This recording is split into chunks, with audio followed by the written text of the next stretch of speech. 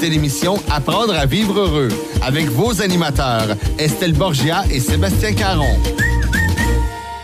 Alors, bonsoir tout le monde. Nous sommes heureux de vous retrouver ce soir, en plein mardi soir, 20h, avec le beau soleil. Oui, beau soleil en pleine face, c'est merveilleux. Oui, parce que Sébastien, c'est ce qu'il y a aujourd'hui, c'est le soleil. Il y a de la difficulté à regarder ses écrans. Oh, mais c'est fantastique, je me plains pas, mais pas du tout. Alors, je me présente, je suis Estelle Borgia, je suis coach de vie spécialisée en développement de l'intelligence émotionnelle et aussi mon ami Sébastien, dois-je dire, on a oublié de t'annoncer que tu es aussi coach de vie. Ouais, j'aime bien dire relation d'aide. Relation d'aide. Gestion des émotions. Gestion spécialisée en gestion des émotions. Oui. Alors, tous les deux, ce soir, on va aborder un thème qui est celui de l'acceptation. On va faire la différence entre l'acceptation, l'amour de soi, puis on va parler aussi d'un thème de l'estime de soi. Alors, ça sera là-dessus qui portera toute notre émission de ce soir. J'aimerais vous rappeler une chose. Si vous désirez nous contacter, vous pouvez le faire par courriel à vivreheureux@1031fm.ca. N'oubliez pas qu'il y a un seul point avant le CA. Puis aussi, Sébastien, on a ouvert un groupe dans le Facebook. Aussi. Ça? On dit dans ou sur? Ah, c'est les deux, comme tu veux. C'est sur Il y en a qui nous Facebook. retrouvent, c'est correct. OK. Alors, les gens peuvent s'abonner au groupe Apprendre à vivre heureux sur Facebook. Et là-dedans, on retrouve les émissions et on peut répondre aussi à vos questions, faire vos commentaires. On serait bien heureux que vous joigniez à nous. On va voir les bons commentaires et les bons conseils d'Estelle. Oui, on va voir les commentaires. commentaires. Vivre heureux. Ah oui, on va attendre les commentaires des gens. Alors, avant de débuter notre thème, tu veux aller à une petite musique, mon cher? Musique pour toi? Oui, on Pour nous démarre avec entraîner? une petite musique et on revient pour le prochain bloc.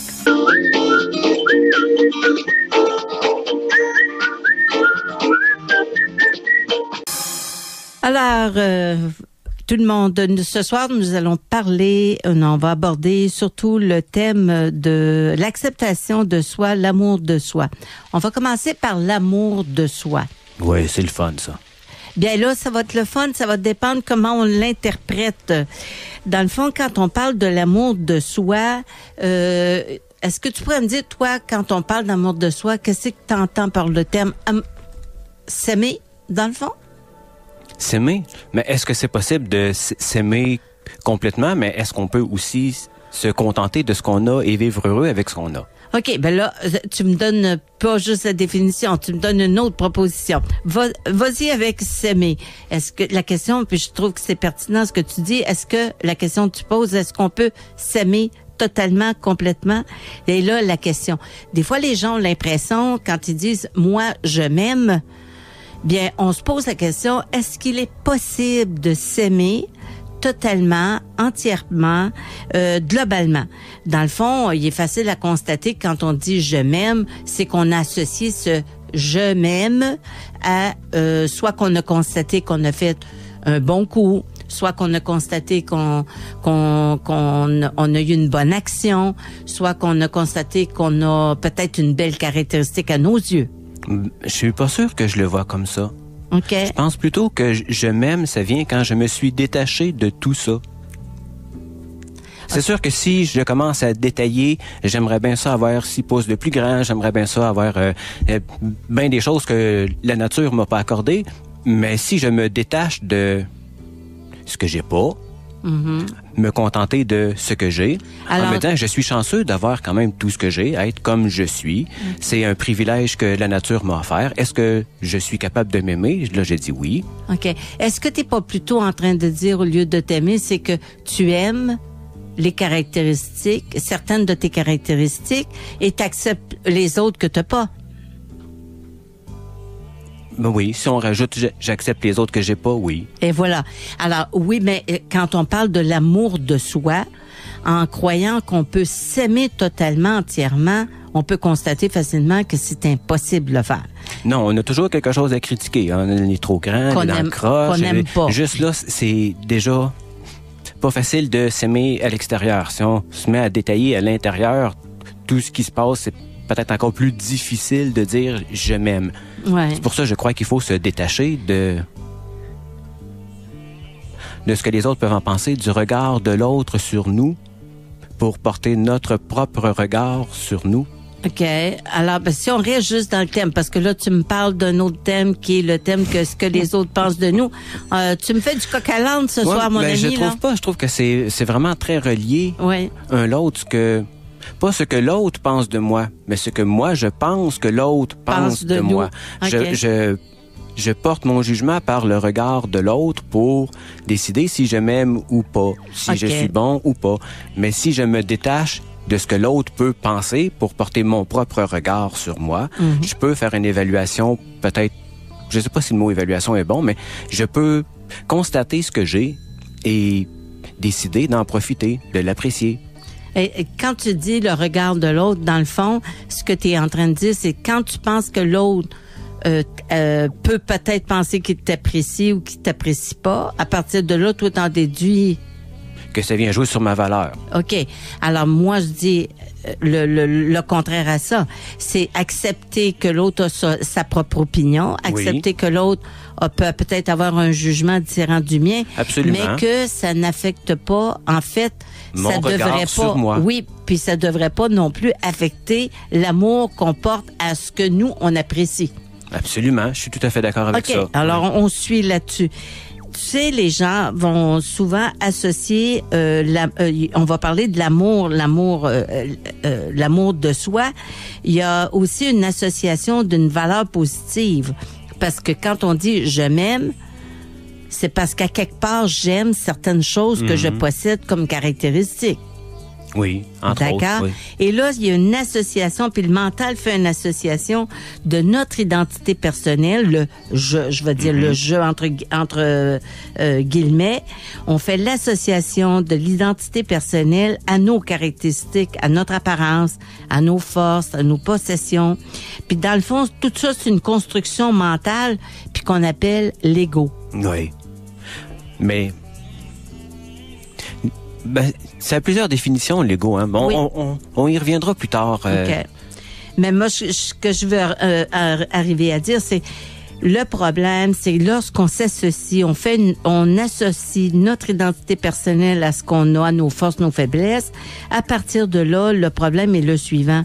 C'est qu'on risque, soit qu'on l'associe parce qu'on a fait des réussites qu'on trouve agréables, et là, on risque d'avoir une valeur en plus et d'avoir des comportements... De se surévaluer et d'avoir des comportements hautains et méprisants à l'égard des autres. Ce qui nous avance pas dans la quête de s'aimer soi-même et de s'avancer vers le chemin de la sérénité. Exact. Alors, tu vois que cette association de notre identité, le « je », lorsqu'on dit « parce que je possède telle force », parce que j'ai réussi telle chose, je suis quelqu'un de bien, et cette association-là, on peut se surestimer et avoir des retombées négatives de cette surestimation-là. C'est pas tout le monde qui va avoir cette tendance-là. Il y a des gens qui vont avoir le contraire. Ils vont associer toujours le « je » avec quand j'ai fait une erreur, quand j'ai fait une bêtise. À partir de là, non plus que je suis quelqu'un de bien, mais je suis quelqu'un de moins bon que les autres. Je veux me dévaloriser, me culpabiliser. Exact. Et c'est ça qui est le problème quand on parle de associer l'amour de soi, associer ce qu'on a, nos caractéristiques avec le « je », cette association personnelle qu'on fait, qui cause un problème relationnel, bien souvent, avec nous-mêmes. Et cette dévalorisation-là, bien, on en subit de graves conséquences au niveau émotionnel. Là, on voit, toi, que tu es une professionnelle, que ça fait longtemps que tu en parles, mais c'est exactement ça que j'essayais de dire. Quand mes yeux passent par le regard des autres, je me sens de telle ou telle façon. J'ai juste comme pas les bons mots pour faire le... Non, c'est pas l'histoire, t'as pas les bons mots, t'as pas mes mots. J'ai pas tes mots, en effet. Mais tu pourras pas les avoir parce qu'ils m'appartiennent, ces mots-là, quand j'y sortent de ma bouche. Prends tes mots, mon ami. Alors, mais c'est important de savoir ça. Tu sais, il y a des gens qui, avec cette tendance à vouloir s'aimer, peuvent arriver même à réagir agressivement avec beaucoup de colère lorsque les autres personnes peuvent les accabler d'un jugement négatif. Alors, dès qu'une personne va faire ce jugement-là, elle sent attaquer sa personne avec entre guillemets, sa personne totalement. Et à partir de là, bien sûr que tout le monde en souffre. La personne qui vit la colère et la personne qui subit l'agressivité de l'autre. L'exemple qui me vient à l'esprit, c'est quand je téléphone à une grosse compagnie, puis je chiale après la réceptionniste, qui, cette pauvre madame-là, est payée au salaire minimum pour répondre au téléphone. Même si je l'engueule, elle peut pas régler mon problème. Et déjà, si je crie après elle, elle est plus réceptive pour pouvoir m'aider à régler mon problème. Je pense que c'est un peu... Oui. Puis, tu sais, pour être formé, parce que généralement, c'est des professionnels qui sont à répondre, on appelle ça le service à la clientèle. Puis s'il y a des gens qui nous écoutent, qui font ou qui ont fait ce travail-là, c'est sûr que les gens vont trouver que c'est un travail ingrat. Parce que le service à la clientèle, les gens ont à répondre aux problèmes que le client vient. Et le client ne fait pas la distinction entre le problème qu'ils ont et la personne qui est au bout de la ligne. Mais si cette personne au bout de la ligne n'est pas en train de faire elle-même dans sa tête la distinction entre c'est son problème qui tente de me mettre sur le dos, mais j'ai aucun rapport. Oui, c'est ça, en se disant que peu importe qui aurait décroché les lignes à ce moment-là, ça aurait été sensiblement la même histoire, donc c'est pas personnel. Exact. C'est le poste en question qui reçoit la boulette sans payer pour ça, indépendamment de la personne qui est assise à ce poste-là. Mais ça demande énormément de contrôle et de professionnalisme aux gens qui répondent. De laisser aller. Hein. Et de répondre au client et mettre son pied à terre en disant, écoutez madame ou écoutez monsieur, je veux bien vous aider, mais moi, personnellement, c'est pas moi qui ai le problème. Je tente de vous aider pour remettre en perspective à la cliente qui est au bout, ou le client qui est au bout du fil, que il a un problème et qu'elle n'est pas attachée personnellement à la résolution de ce problème-là en soi, dans le sens que personnellement, sa valeur changera pas parce qu'elle a réussi à régler ou pas le problème du client. Non, absolument. Mais c'est ça qui est spécial, c'est que les gens ont pas nécessairement tous conscience que cette association-là, on la fait facilement. Oui, pour avoir travaillé dans un bassin, une population de personnes de longues heures où on fait partie de leur quotidien, je peux dire que c'est un certain travail pour se détacher de la colère de l'autre, entre autres, qui fait mal souvent, ou de la pitié de l'autre, ou de la tristesse de l'autre qu'on rencontre, être capable de jauger où c'est mon problème et où ça devient leur problème, jusqu'où je suis prêt, apte et capable à aider l'autre s'il y en a besoin. Mais régler le problème de l'autre, ça veut pas dire que parce que tu l'as réglé, que ça fait de toi une meilleure personne. Non. Ça fait de toi une personne qui était compétente à régler ce problème-là. Voilà.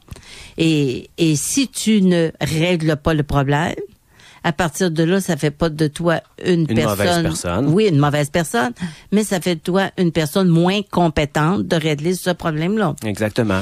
Et quand mais c'est là, dans le jugement de l'autre, si je règle le problème ou non, ou que j'agis selon cette personne-là convenablement, le retour qui revient, qui peut être une belle occasion de me sentir une bonne personne ou me sentir une mauvaise personne. Là, c'est bien d'apprendre à se détacher de ce que l'autre peut en penser. Exact. J'aimerais aborder l'autre point, c'est celui quand on croit que qu'avec l'amour de soi là, que c'est important, plus on accorde de l'importance à l'amour de soi, plus on risque de se vouer un amour adoratif, tu sais, un amour de soi excessif. Un amour narcissique. Narcissique. Tu peux nous expliquer c'est quoi l'amour narcissique? Peut-être quand on se croit trop beau, trop bon, trop grand, trop meilleur, trop instruit, et que je deviens, moi, la référence mondiale de tout ce qui se passe parce que moi, je sais, moi, j'ai vu, moi, je connais. Eh oui, et ça fait ça se veut, cet amour-là, très destructeur pour les relations interpersonnelles. Mais je dirais même juste la relation toute seule. Un coup, tu as la conviction toi-même que tu as déjà fait le tour de tout, puis tu connais tout, il te reste quoi à apprendre? Ou il est où le plaisir d'avancer? Il y en a pas beaucoup, mais généralement, les gens veulent être en relation. Et compte tenu que ce genre d'amour-là excessif, l'ego, tu sais, on dit, il passe pas, là. Oui, la tête, il passe pas dans le cadrage de porte. C'est ça. Alors, ce genre de personne qui ne fait pas l'attirance entre ce qu'il est et ce qu'il fait, à partir de là, il devient très difficile d'être en relation avec ce genre de personne-là parce que elle va avoir tendance à écraser son voisin. Et chercher toutes sortes de raisons pour prouver que lui est bien meilleur que l'autre et que l'autre vaut vraiment moins que lui-même. Et en quelques mots, on demande aux gens qu'est-ce que tu fais et les gens répondent je suis. Exact. Tu as tout à fait raison. Et de ce fait, cette tendance à être je suis, je crois qu'il serait sage, si on veut développer la sagesse, c'est de faire la distinction entre ce que je suis, ce que je fais et ce que je possède. Souviens-toi la petite école. Il y avait 3 verbes là, de base qu'on conjuguait. Être, avoir et faire. Faire. Hein? On disait... Après ça, on apprenait à aimer aussi. Oui. Mais si on fait la distinction entre être, le verbe être, le je suis, pour être vraiment raisonnable et réaliste, ajouter quelque chose à je suis autre que je suis un être humain, on serait dans l'irréaliste ajouter autre chose. Absolument. Alors, je pourrais pas, puis des gens qui se... c'est facile pour, on dit déstabiliser l'autre, mais c'est l'autre qui se déstabilise. Mais ce genre de petite école, moi, j'ai déjà raconté quand j'étais jeune quelle couleur étaient mes cheveux? Non? Non? OK. Alors, jeune petite élève à l'école, j'avais les cheveux orange, presque orange. McDonald's. Moi, à peu près orange McDonald's. Et de ce fait, à l'école, on me criait des noms. On me criait la rouge carotte. Alors moi, très jeune, me faire crier le nom rouge carotte. Je suis arrivée à la maison toute en pleurs. Et ma mère, qui n'avait pas suivi de cours de psychologie, mais était psychologue dans sa façon d'être, elle me répond, Estelle, des paroles, ça fait pas mal. Absolument. Tu comprends? Et là, moi, ça a vraiment rentré dans ma tête, là.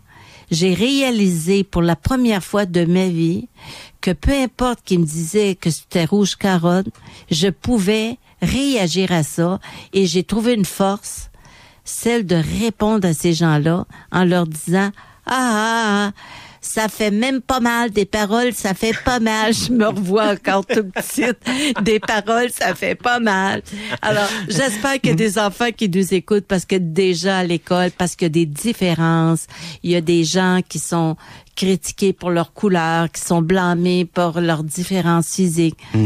Écoutez-nous les parents, puis dites à votre enfant que des paroles en soi, ça fait pas mal. Et puis pour toi, ma belle petite rouge-orange. Appelle-moi pas comme ça.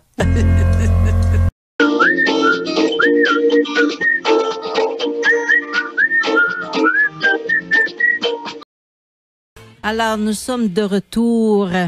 Je veux rappeler aux gens là qui peuvent nous rejoindre sur le groupe Facebook Apprendre à vivre heureux. Alors, ça va nous faire plaisir de recevoir dans ce groupe-là vos commentaires. Oui. Hein? Vous pouvez réécouter en direct, il y a des montages de vidéos de faits. Vous pouvez réécouter nos émissions en direct sur la page du groupe Apprendre à vivre heureux. Bienvenue à tout le monde. Avant la pause, on parlait de mes petites couleurs de cheveux orange. Puis j'ai oublié de dire que j'avais plein de belle petite tache de rousseur. À peine, oui, pleine.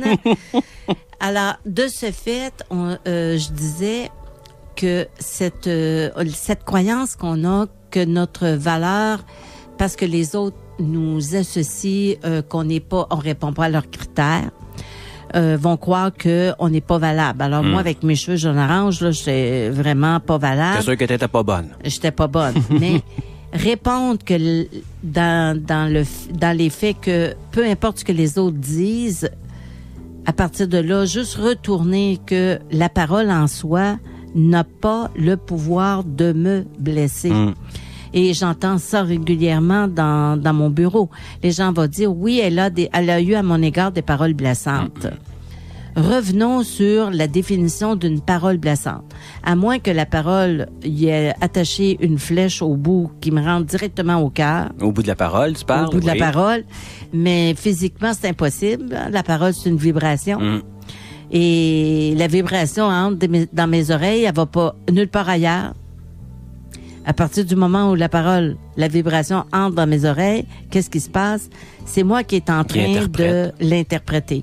Et c'est pour ça que les gens qui vont avoir une tendance à la faible estime de soi, cette tendance-là, c'est d'identifier la parole comme négative. Et la personne qui va avoir une forte estime d'elle va avoir tendance à dire « Oh, je m'en fous », elle peut dire ce qu'elle veut. Il y a dans notre tête un parcours neuronal qui se fait sans nous demander notre consentement. Notre cerveau, il se tape des trails. Oui. Et quand on est habitué à un genre de réflexion, ça devient la voie facile à prendre. Les gens qui se dévalorisent, c'est la trail qui ont tapé. Puis du moment qu'arrive un événement, c'est le chemin facile à prendre. C'est pas le seul et unique qui ont le droit de prendre, mais ça devient le chemin, la tendance naturelle qu'on prend.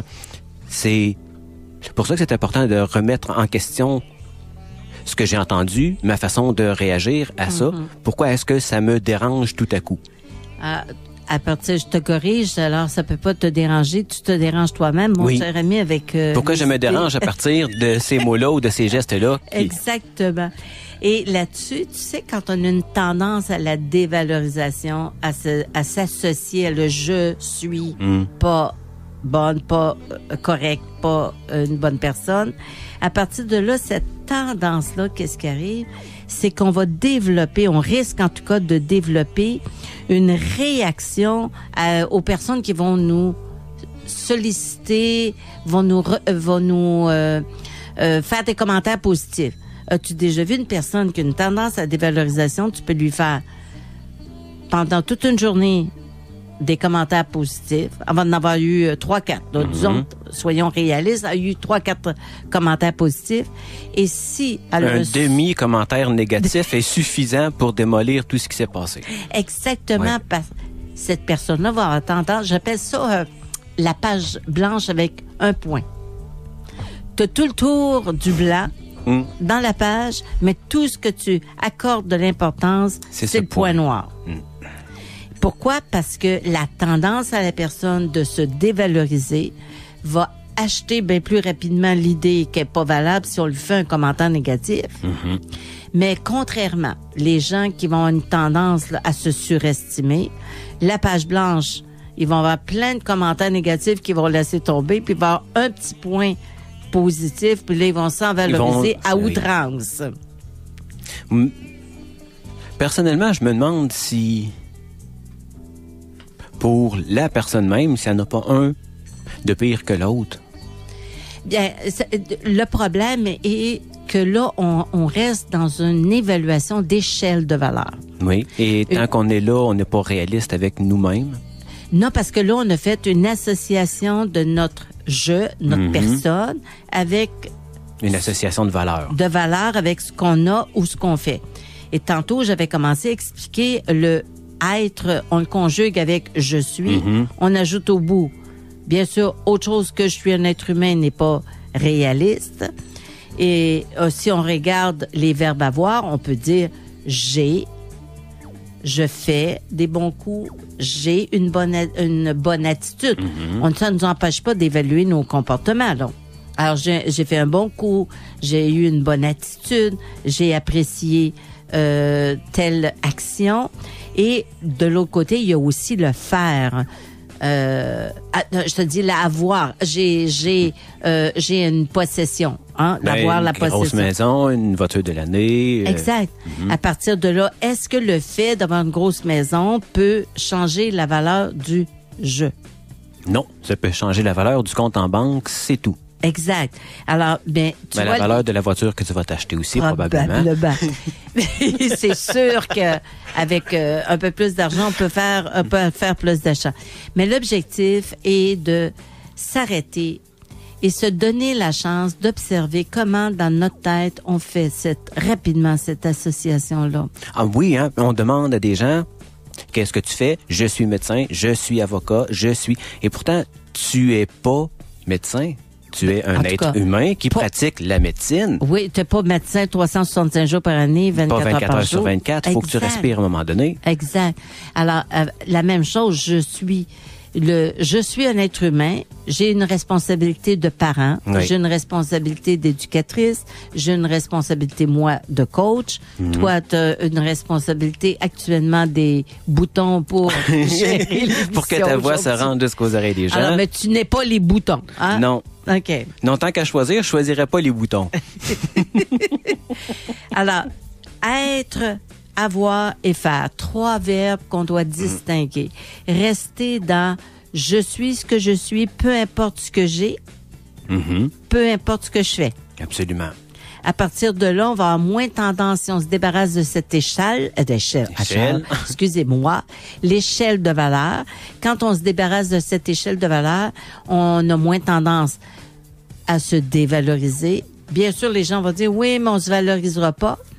Bien, se valoriser, on reste dans l'échelle. Oui, et on peut pas rajouter un surplus ou enlever. Il n'y a pas de surproduit humain, il n'y a pas de sous-produit humain. Exact. On reste un humain. C'est pas ce que tu fais qui décide ce que tu es. Très juste. Alors, se défaire de cette tendance de voir que des êtres humains peuvent être plus et d'autres êtres humains vont être moins, cette tendance-là, si on s'en débarrasse, on peut apprendre à accepter ce qu'on a. Ce qu'on a, comme on l'a. Accepter et aimer ce qu'on a. Accepter et aimer ce qu'on fait. Et on peut accepter et ne pas aimer ce qu'on n'a pas. On peut accepter et ne pas aimer certaines de nos caractéristiques. Là, il y a trop de choix, je suis rendu tout mêlé, là.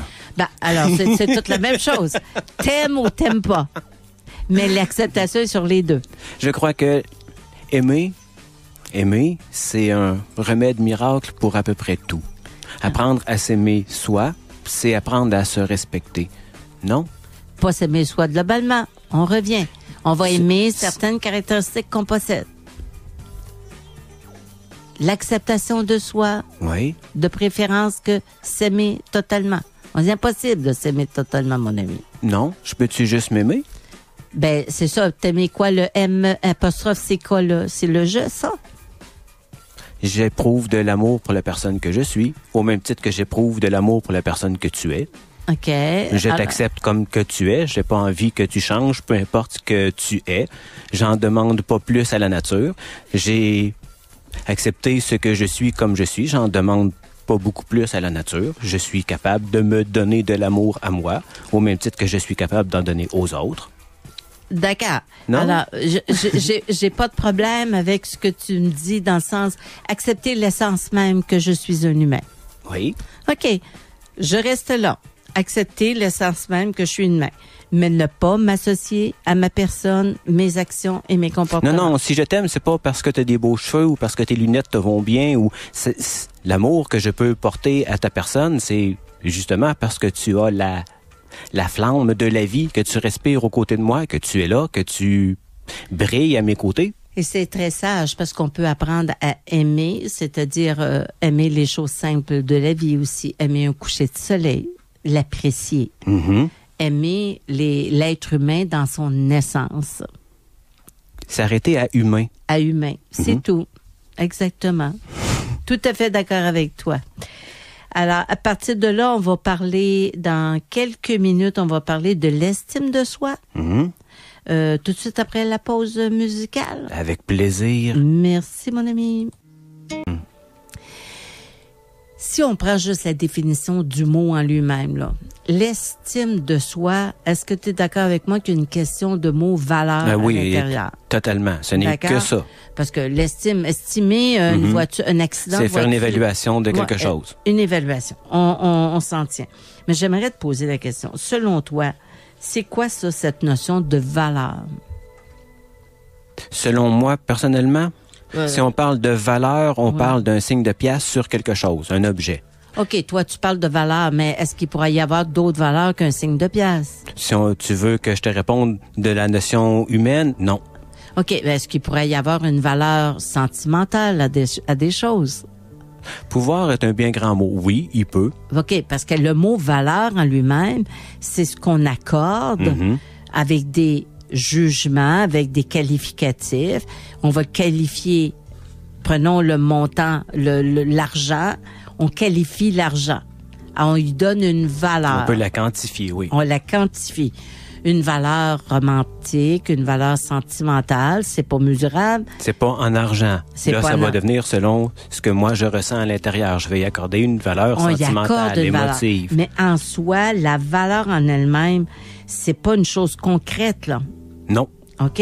C'est beaucoup de notions subjectives. À part l'argent, c'est pas quantifiable, la valeur. L'argent, c'est la valeur qu'on lui donne pareil. Oui. OK. Mais ça, c'est quantifiable. J'ai une façon de mesurer la valeur en argent de quelque chose, mais j'ai pas de façon de mesurer la valeur d'un être humain ou la valeur d'une émotion ou d'un souvenir. OK, ben je vais te relancer sur une chose là, quand tu me parles d'argent. Regarde bien. Si je fais une je te donne une petite histoire. OK? Alors, j'étais justement dans un groupe, puis j'ai expérimenté une histoire qui circule, qu'à peu près tout le monde connaît, mais en tout cas, je la lance ici. Un jour, j'étais en session de groupe, puis j'ai tendu justement un billet de 20 $, puis j'ai demandé aux participants qui aimerait avoir ce billet. J'imagine que tout le monde le voulait. Tout le monde a levé la main, c'est sûr, c'est sûr. À partir de là, ce que j'ai fait, j'ai chiffonné le billet. OK? Et j'ai encore demandé, est-ce qu'il y en a qui sont toujours intéressés à avoir le billet? Évidemment, ça n'a pas changé la valeur du billet. J'ai fait pire que ça, là. J'ai pris le billet, je l'ai lancé par terre, j'ai sauté dessus. Et bien sûr que les gens voulaient encore avoir le billet. Pourquoi? Parce que ils ont pu constater que peu importe ce que je faisais avec ce billet-là, ils le voulaient toujours parce qu'à leurs yeux, la valeur qu'ils leur accordaient au billet, cette valeur qu'ils accordaient au billet restait la même si je froissais le billet. T'es d'accord avec moi? Alors, dans le fond, c'était une nature de bout de papier, laquelle tout le monde, on s'est entendu au Québec avec des signes particuliers que ce billet valait 20 $. Aux États-Unis, si c'était un billet aux États-Unis, on ne donnera pas un 20 pour, hein?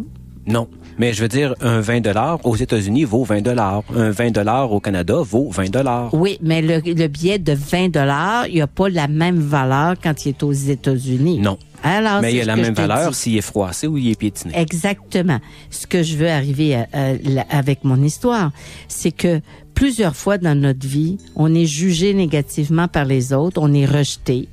Puis les gens vont associer justement notre valeur à certaines, justement, de nos possessions, de nos avoirs et nos comportements. Alors, même si on a l'impression qu'on vaut rien, on vaut le minimum, on vaut un être humain. Oui. Et comment ça vaut un être humain? Ça vaut de façon subjective la valeur que tu lui accordes, mais de façon... ça vaut ce que ça vaut. Ça vaut la valeur d'un être humain. On est tous égaux à ce niveau-là. Exactement. D'accord?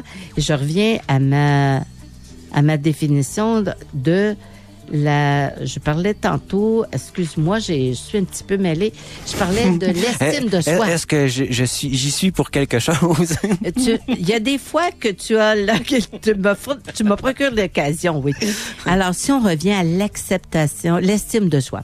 L'estime de soi, là, c'est estimer, t'as raison, c'est se donner une valeur. On a tendance à croire qu'il faut augmenter chez nos jeunes l'idée qu'ils valent quelque chose. Et l'expression, l'estime de soi, c'est même quelque chose qu'on considère comme bien.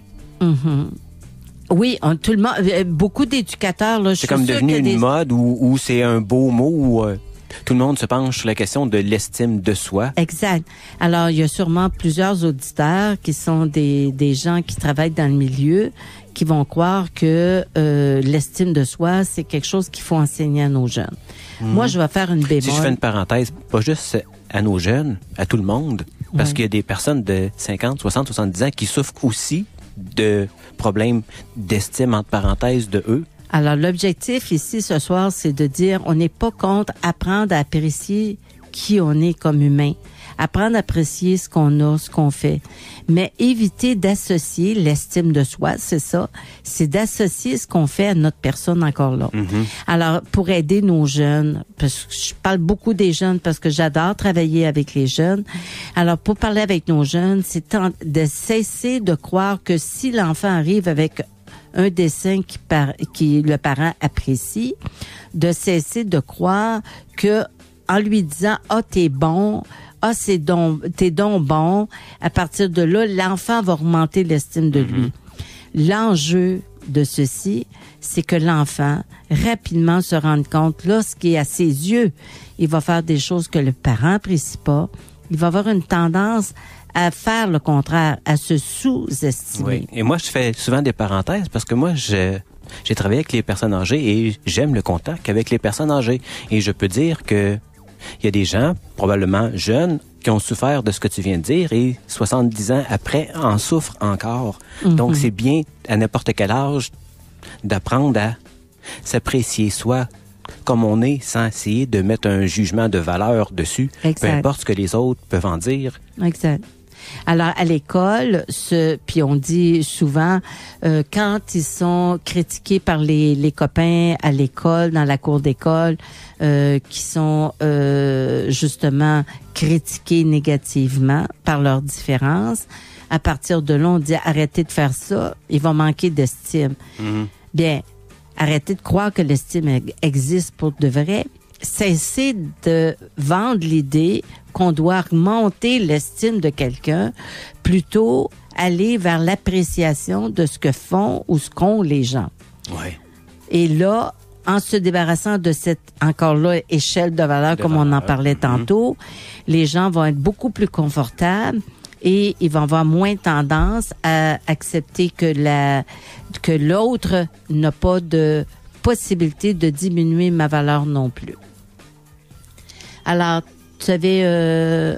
Non, je voyais qu'on arrivait vers la fin de l'émission. Déjà, Ben mon oui, Dieu ça Seigneur, va tellement vite. tellement vite. Mon sujet est à peine abordé. Alors, si on veut conclure, vaut mieux reconnaître que la construction là du mental qui est de s'estimer, de s'évaluer en plus, en moins là, c'est vraiment notre ego qui joue. On veut remonter notre ego et apprendre à accepter que je sois un être humain, ni plus ni moins. J'ai des caractéristiques, j'ai des habiletés, j'ai des attitudes, j'ai des possessions, les apprécier, les aimer bien sûr, sans se valoriser comme personne. Et là, à partir de là, on va être moins enclin à vivre des sentiments de dévalorisation, des sentiments dépressifs qui nous guettent au détour quand on croit à l'échelle de valeur. Qu'est-ce que tu en penses? J'en pense que c'est plein de bon sens, tout ça. OK. Tu me dis qu'il reste... Est-ce que j'ai une petite... Il te reste 1 minute. 1 minute. OK. Alors, reconnaissons que nous sommes des êtres humains, ni plus ni moins. Et à partir de là, on va ressentir, bien sûr, un sentiment beaucoup plus de sérénité, de calme et de paix. C'est ce que je vous souhaite, mes chers auditeurs, pour la semaine à venir.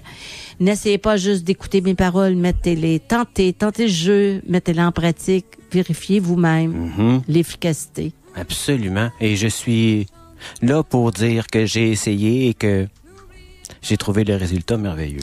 L'acceptation de soi, c'est la clé importante du bonheur, mon ami. Oui, Bonne semaine à tous. Bonne semaine, ma chère amie.